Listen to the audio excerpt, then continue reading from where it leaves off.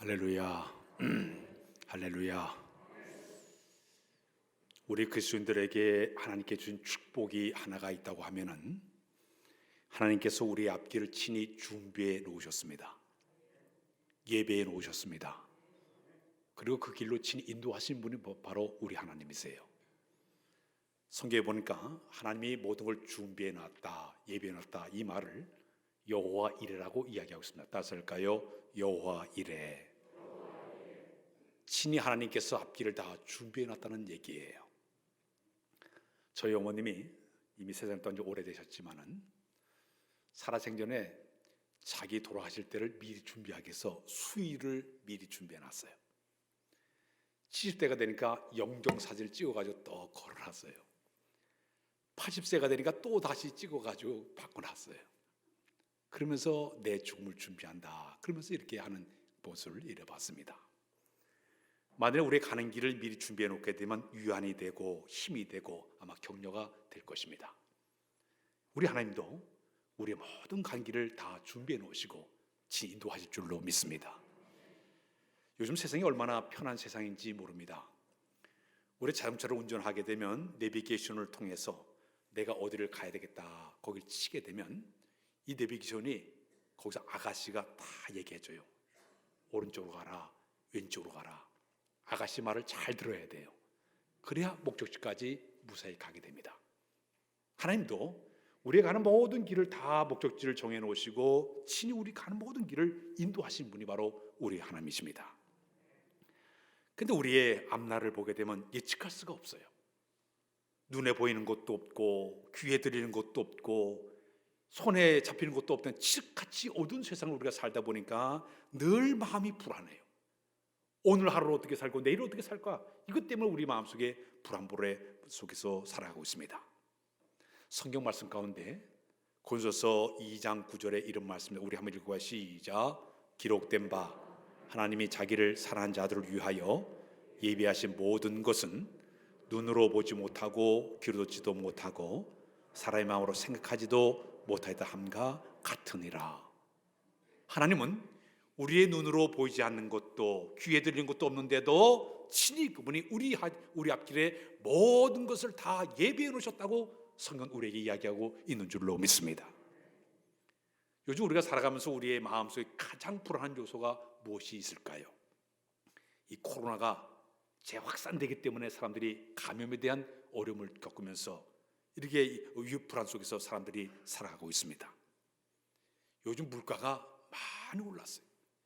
신문에 보니까 전에는 요즘 조금 내렸던데 배추를 금추라고 얘기해요. 얼마나 비싼지. 장바구니를 가져가게 되면 전에는 많은 풍성하게 가졌는데 장바구니 가벼웠어요. 너무 물가가 많이 치솟았습니다. 거기다가 요즘 금리가 상당히 많이 올랐습니다. 앞으로 10%까지 올라갈 것 같아요. 어느 10% 준다고 그러니까 사람들이 벌떼같이 모여들어가지고 순식간에 그냥 사람들이 다 이렇게 동일할 정도로 금리가 치솟고 있습니다.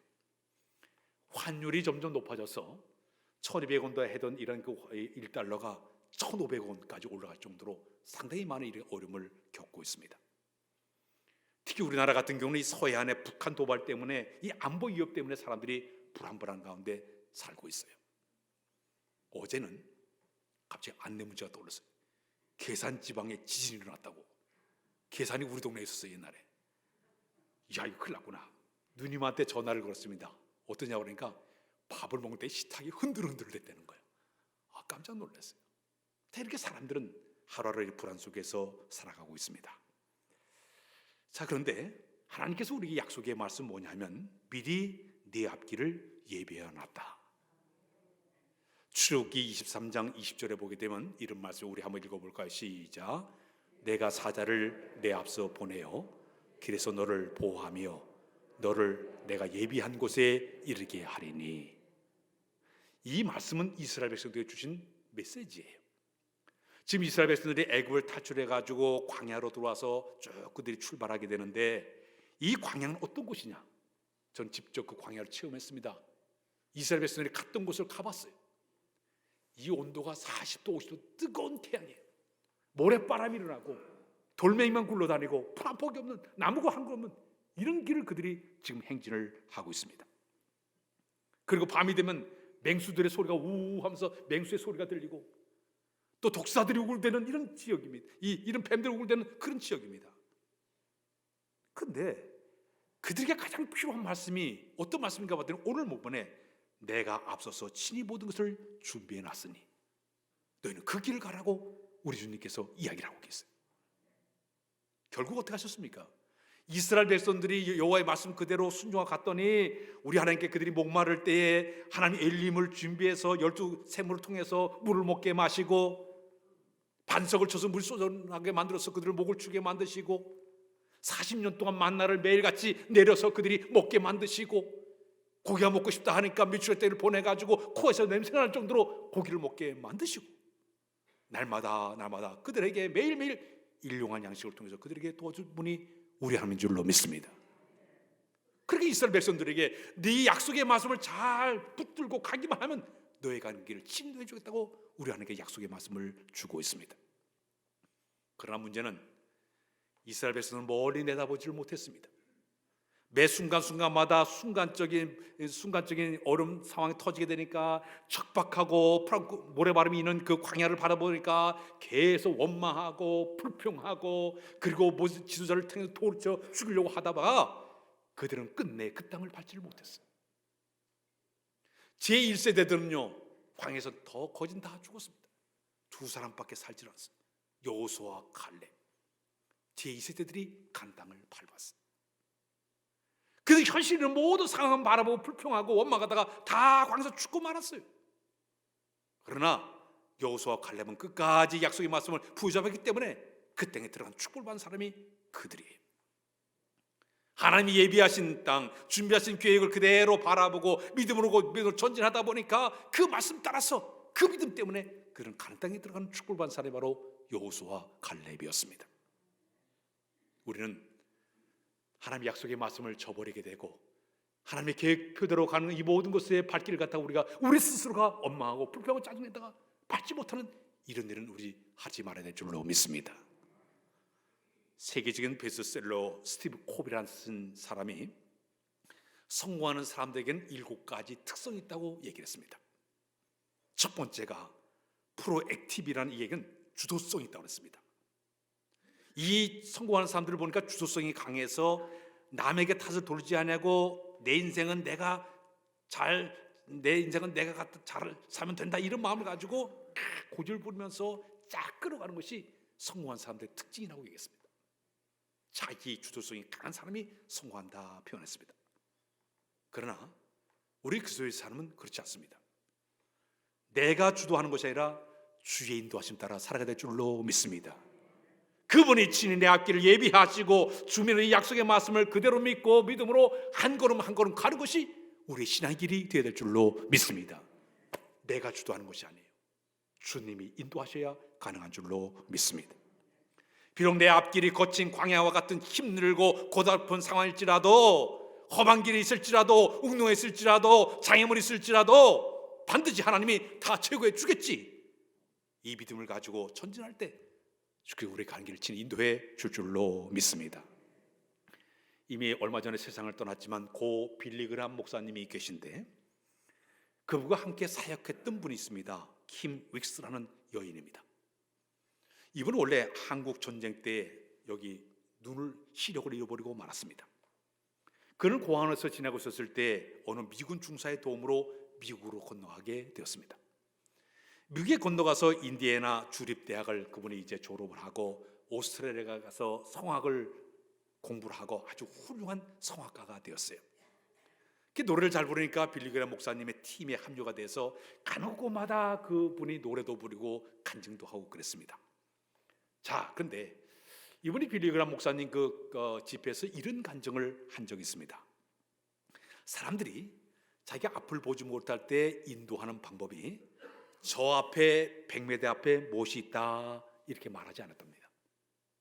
자기를 인도하는 사람은 뭐냐면 당장 그 앞에 있는, 자 지금 조금 걸어가면 물 있으니까 조심하십시오. 계단을 오를 때 지금 층계가 시작되니까 한 발 한 발 디디십시오. 웅덩이가 있습니다. 100m 앞을 얘기하고 바로 앞에 있는 것을 그가 계속 지도를 받으면서 자기가 살았다고 얘기했습니다. 그러면서 하는 얘기가, 하나님도 저 20년 후에 10년 후에 일어날 것을 미리 땡겨가지고 생각하지 아니하고 하루하루를 갖다가 걸음걸음 인도하신 분이 바로 하나님이라. 그분의 인도를 따라가는 것이 바로 하나님의 방법이라고 그분이 소개했어요. 우리는 미리 저 앞을 내다보고 미리 땡겨가지고 웅덩이를 따지고 여러 가지 따지면서 하다 보니까 한참 또 나갈 수 없는 어려운 상황이 되게 된다는 얘기예요. 우리는 한 걸음 한 걸음 주의 인도하심이 우리에게 필요한 줄로 믿습니다. 나보다 앞서가시는 하나님, 인도하신 하나님, 모두 예비하신 그 하나님을 내가 마음속에 그대로 믿고 한 걸음 걸어갈 때마다 주의 우리의 가는 길을 인도해 줄 줄로 믿습니다.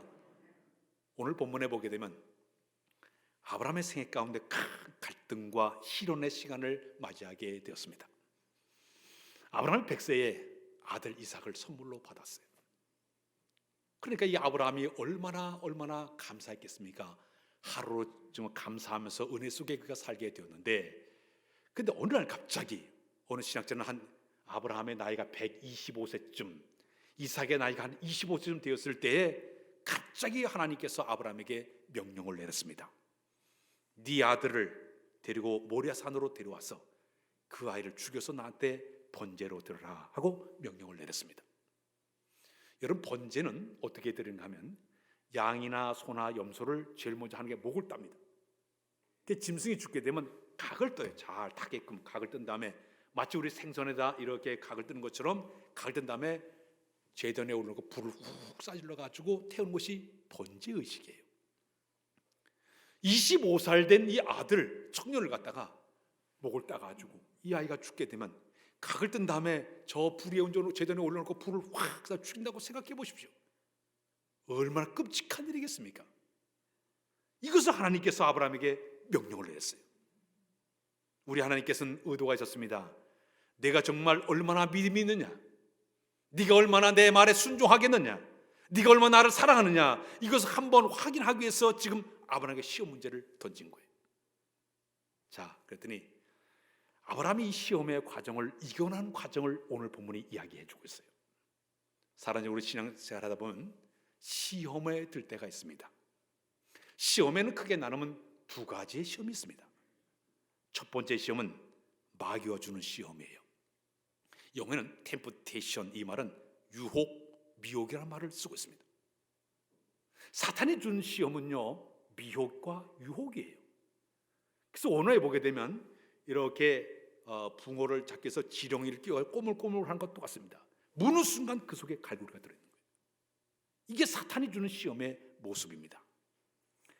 그래서 이 마귀의 모습을 가만히 보게 되면 우리 인간들의 원초적인 본능을 자극을 해서 끝내 죄를 짓게 만들고 자기 수하에 집어넣은 다음에 파멸과 멸망을 끌고 하는 목적을 가지고 사람들을 미혹하고 유혹하고 있습니다. 이미 과거에 하와가 마귀의 유혹에 넘어갔습니다. 미혹받아서 선악과를 떠먹기 때문에 에덴 쫓겨나고 말았습니다. 아간이 사단 주는 미혹에 빠져서 그 이스라엘에서 애도 한 번 하고 금덩이를 숨겼기 때문에 돌에 맞아 또 죽고 말았습니다. 가룟유다의 마음속에 예수를 팔려는 생각이 들어가자마자 그는 자기 스승을 팔아먹기 때문에 그는 목매어 그는 죽고 말았습니다. 심지어 우리 예수님께서 기도하는 그 자리에도 마귀가 찾아왔어요.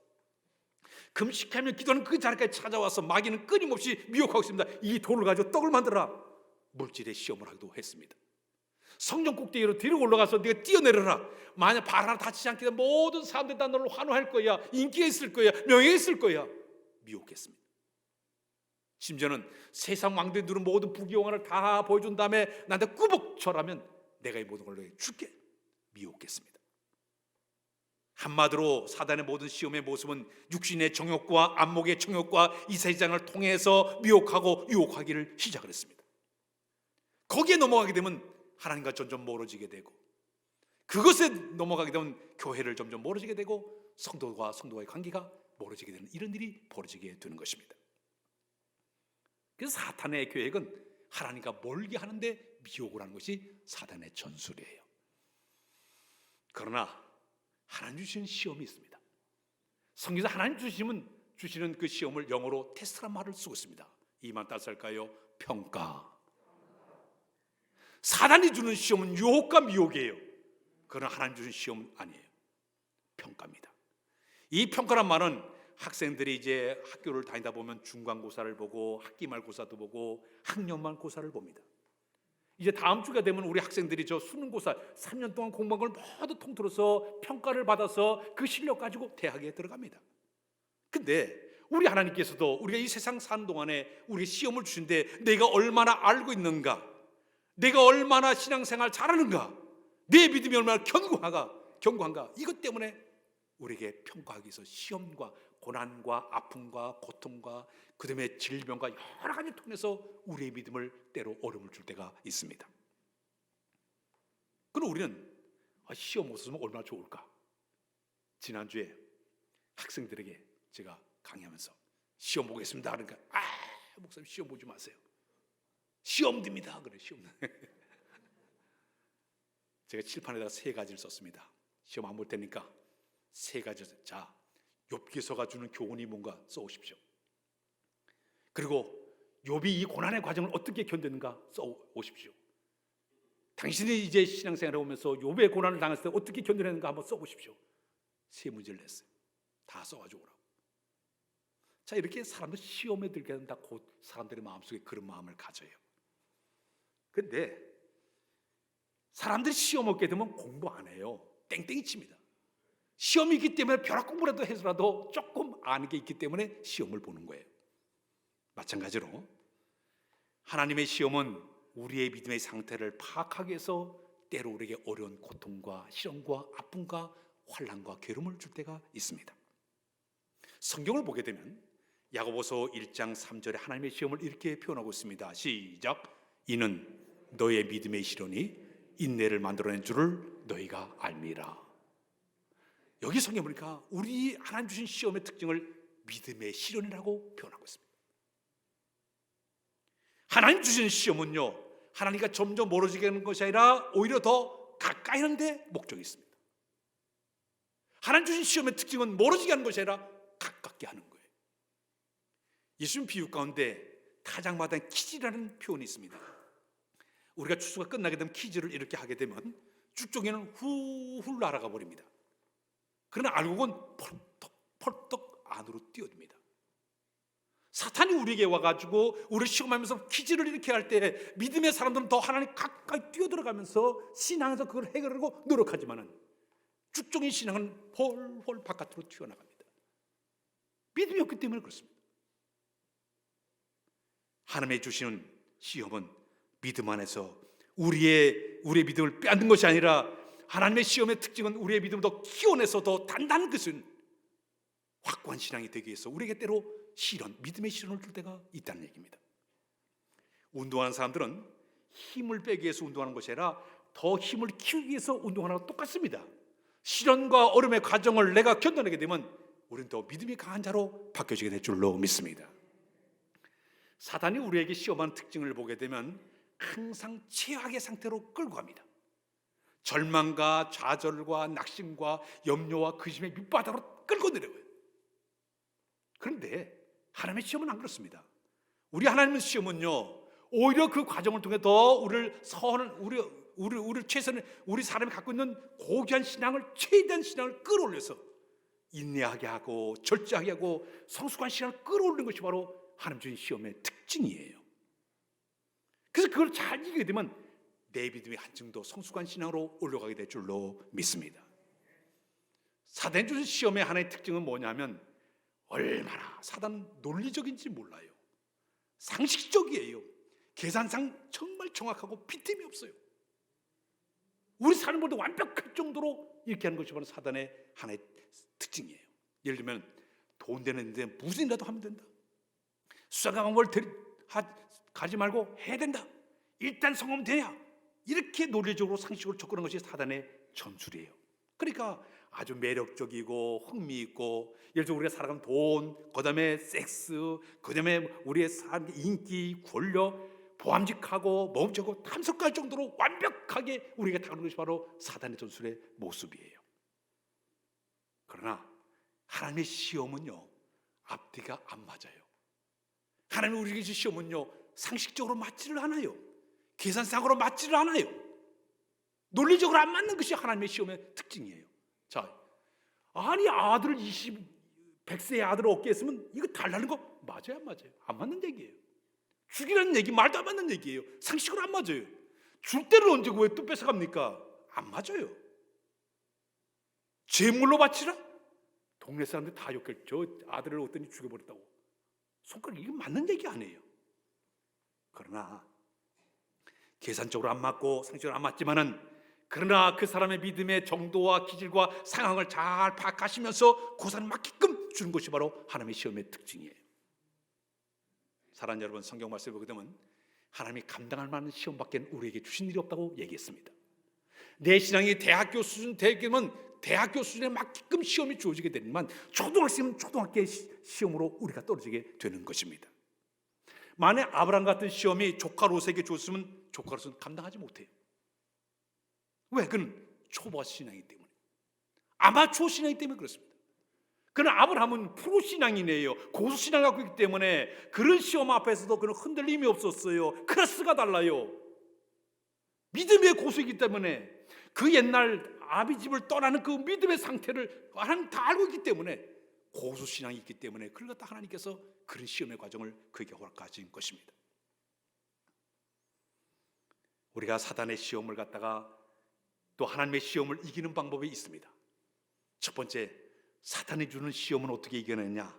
따라서 할까요? 제거하자. 시험에 될 만한 요소를 빨리 제거해버리는 것이 필요합니다. 우리가 쓰레기에서 바로바로 치워야지 계속 방치하게 되면요, 세균이 생기고 곰팡이 생기고 문제가 생겨요. 사단이 우리에게 넘어진 취약점을 이용해가지고 우리 시험에 올 때에 그런 상황 애초부터 다 제거해버립니다. 이래야만이 이길 수 있게 되는 거예요. 내 마음에 가던 욕심 때문에 욕심을 버리면 돼요. 지나친 고집 때문에 고집을 버리면 돼요. 웅덩이를 파놓고 이렇게 많은 여러 가지 상황이 될 때에 이건 피해가는 거예요.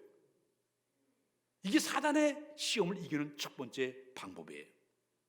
그러나 하나님 주신 시험을 이기는 방법은 그렇지 않습니다. 따라서 할까요? 정면 돌파. 하나님 주신 시험의 특징을 이기는 방법은 하나밖에 없어요. 정면 돌파입니다. 맞서 싸우는 전법이에요. 야고보서 4장 7절에 그런 말씀이 있습니다. 우리 다 같이 읽어보겠습니다. 야고보서 4장 7절에는 말씀, 야고보서 4장 7절에는 말씀, 시작. 그런즉 너희는 하나님께 복종할지어다. 마귀를 대적하라. 그러면 너희를 피하리라. 회피하거나 도망치는 것이 아니라 아브라함에게 하나님께서 제물을 바쳐라, 아들 데려 제물을 바쳐라, 그대로 믿음을 가지고 정면 돌파하는 거예요. 이것이 하나님이 주신 시험을 이겨내는 방법입니다. 하나님의 시험의 특징은 갖고 있는 것을 빼는 시험을 하십니다. 처음 신앙은요, 덧셈 신앙이에요.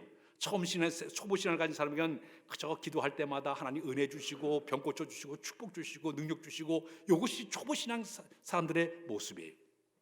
근데 성숙한 신앙의 고수들에게 주는 시험의 특징은 뺄셈 신앙입니다. 나를 보라는 얘기예요. 지금 내가 가장 사랑하는 아들 이삭도 내가 원하면 내놔. 덧셈 신앙이 아니라 뺄셈 신앙을 가지고 테스트합니다. 네가 그렇게 사랑하고 네가 의지했던 것도 내가 필요 없으면 내놔. 이게 하나님께서 주신 시험의 특징이에요. 그래서 하나님의 시험을 당할 때 중요한 것은 나를 받으시옵소서. 내가 좋아하는 것도 사는 것도 다 내려놓고 이제 내가 철저하게 내가 누리는 것도 다 내려놓고 내가 좀 따라가겠습니다. 이때서부터 사단의 역사, 또 하나님의 시험의 과정을 이겨내는 사람이 되게 될 줄로 믿습니다. 아브라함은 프로 신앙을 갖고 있다 보니까 자기가 간 것 가운데 최고 관심이 바로 이삭이었어요. 이삭은 아브라함에게서 희망이고 꿈이었습니다. 근데 하나님께서 매몰차게 인정사를 드리라, 그런 명령을 내니까 알았습니다. 원하시면 돌파하고 있습니다. 정면 돌파로 알았습니다. 드리겠습니다. 이게 바로 아브라함의 신앙의 장점이었습니다. 그렇다면 이 아침에 우리가 신앙생활을 해나가면서 우리의 삶에 어떤 하나님의 시험 테스트가 있을 때는 우리가 어떻게 이겨나가야 될까요?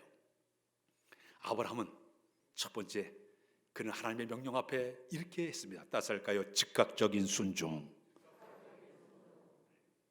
아브라함의 신앙의 모습은요, 하나님 명령 내리니까 즉각적으로 순종했습니다. 이것저것 따지지 않냐고 하나님 원하시면 내가 언제로 드릴 만한 용기가 있습니다. 필요하면 다 드리겠습니다. 명령 앞에 고민하거나 주저하거나 망설이지 않냐고 즉각적으로 순종했습니다. 그는요 아침 일찍 일어나 채비를 갖추고 아들 데리고 모래산 출발하는 그 용기, 결단, 이 모든 순종, 그것이 바로 뭐냐? 그가 이 시험을 이겨내는 하나님의 모습이었습니다. 우리 찬양 안 하고 지납니다. 주님 말씀하십니다. 판주자들, 주님 말씀하시면 내가 나아가리라. 좀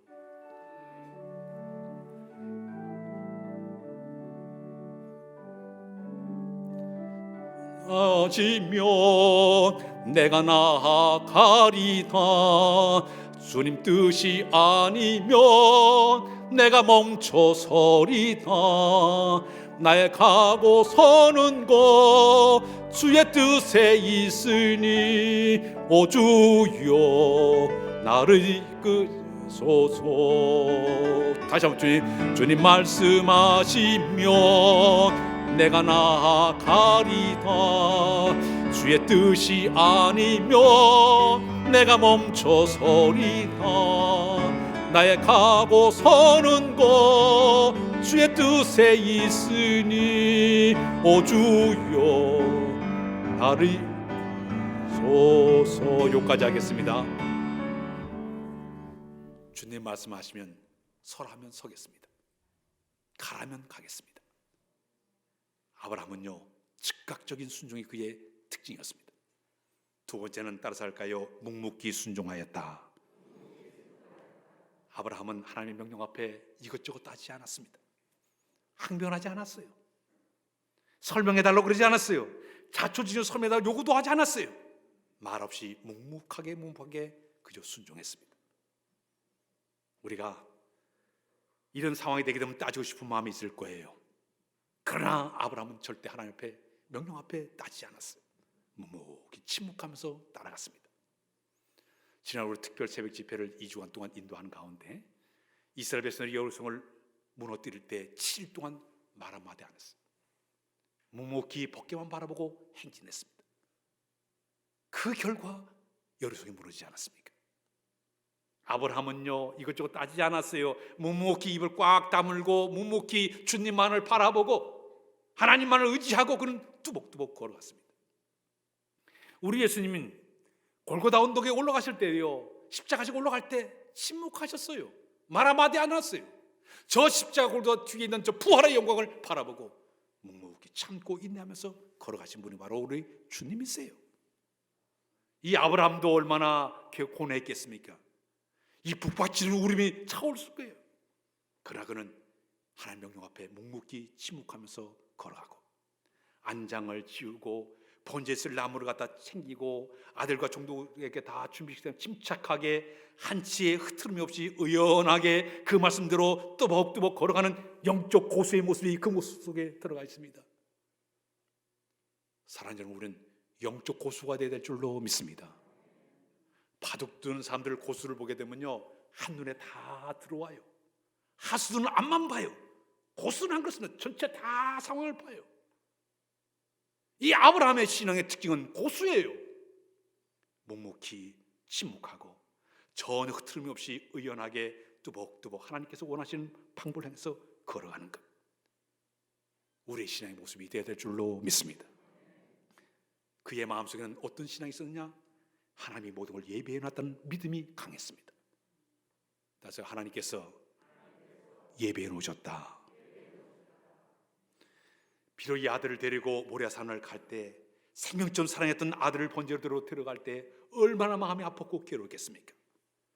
아무것도 알지 못하는 쫄래쫄래 따라오는 모습을 바라볼 때 더 마음이 아팠을 거예요. 나의 사랑하는 아들이 좀 저 모리아산을 가서 죽어가는 모습을 바라볼 때 아브라함의 마음이 얼마나 아팠겠습니까? 그런데 아브라함은 묵묵하게 가더니 얼마쯤 모리아산 가까이 오게 되니까 종들에게 그런 얘기를 하고 있습니다. 우리가 저기 가서 예배하고 우리가 너에게 다시 돌아오리라. 아브라함은 이렇게 생각했습니다.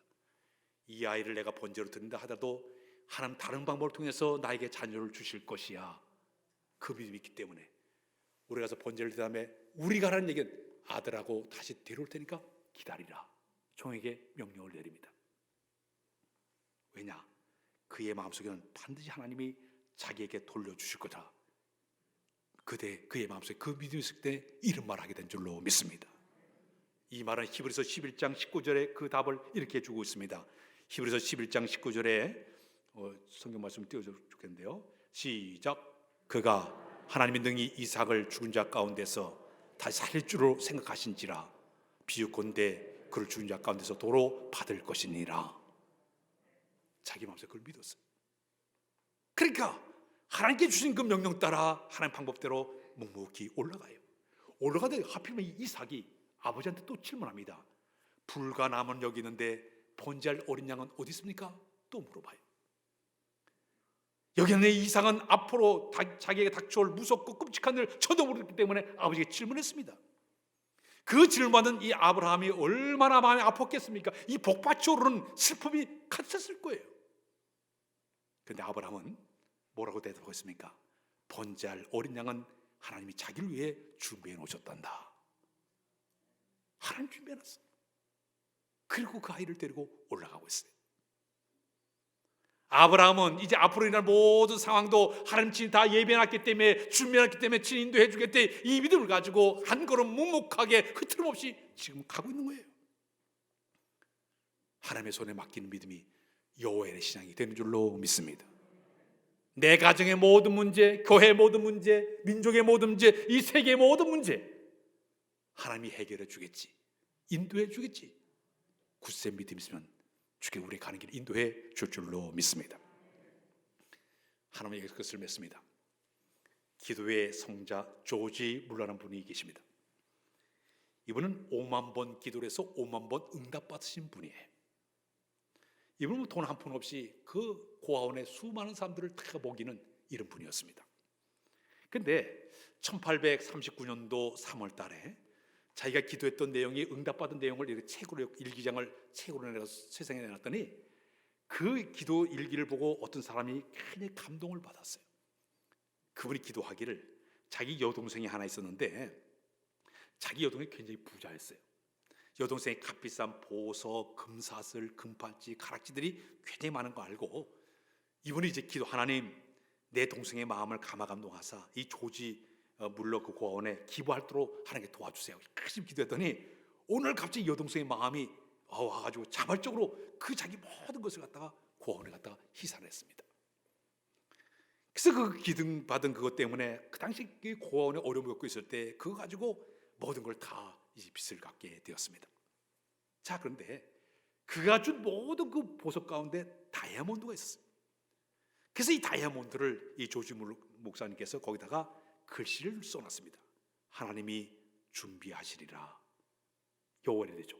하나님 예비에 준비하시리라. 이걸 써가지고 창문에 갖다 이렇게 매달아놨습니다. 아침에 햇살이 쫙 들어오게 되면, 기도방에 자기가 들어가게 되면 그 햇살을 통해 가지고 여호와 이레 그것이 써 있는 거예요. 그는 거기다 의자를 갖다 놓고 의자 밑에 꿇어앉아 하나님 이 고아원에 지금 내일 먹을 거리가 없는데 먹을 것을 도와달라고 기도하게 되면 기도가 탁 끝나 눈을 탁 들어보면 햇빛을 통해 가지고 그 여호와 이레라는 보석에 빛나는 것을 바라보면서 마음에 큰 위안을 받고 믿음으로 기다리면 정확하게 하나님께서 물질을 갖다 공급하신 것을 경험했다 그랬습니다. 여호와 이레는 하나님 준비하신다는 뜻입니다. 우리의 모든 성도들이 이 믿음 가지고 모든 환난과 고난과 역경 시련이 많이 있다 하더라도 전혀 흔들리지 말고 준비하지 하나님만 바라고 출발한 여러분들 다 되시길 주의 이름으로 부탁드립니다. 기도합니다. 주님, 오늘 예비하신 주님을 바라고 믿음으로 달려가기를 원합니다. 우리 모두에게 아브라함 믿음을 허락하셔서 고수의 믿음을 소유하여 어떤 성에 흔들림이 없이 주만 바라고 나가는 우리 모두로 인도하여 주옵소서. 예수 그리스도의 이름으로 기도하옵나이다. 아멘.